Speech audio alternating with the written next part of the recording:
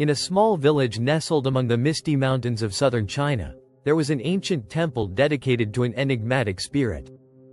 The villagers believed that this spirit protected them from misfortune, but they also knew better than to disturb its slumber. One autumn evening, a curious scholar named Li Wei arrived in the village, lured by tales of the temple's history. He was a man of reason, skeptical of the supernatural, but he found himself drawn to the temple's crumbling beauty. Daring to explore its depths, he ventured inside, despite the warnings of the villagers who said it was a place of mystery and peril.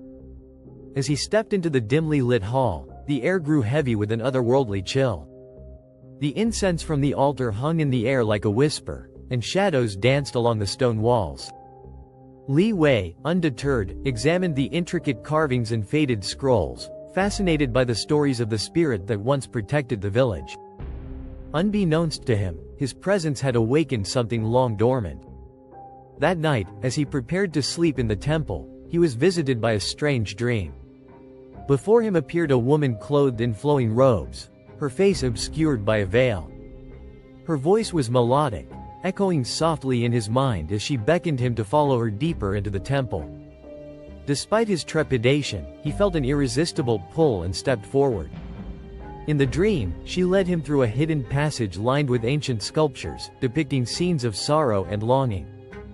The air thickened as he realized he was surrounded by the essence of lost souls, their faces twisted in sadness. The woman turned to him, her veil lifting slightly to reveal her eyes, shimmering like stars yet clouded with grief. "You must help us," she implored, her voice echoing like a distant chime. "Release us from the memories that bind us here." Li Wei awoke with a start, heart racing and draped in sweat. The dream lingered vividly in his mind, and though he was skeptical, he felt an urgency to understand the tragic tale. He spent the following days researching the village's history, uncovering stories of betrayal and loss, of lovers separated by war and families shattered by fate. As he delved deeper, he learned that the spirit was once a guardian, protecting the villagers until a great injustice had occurred, condemning her to wander the temple as a mere shadow of her former self.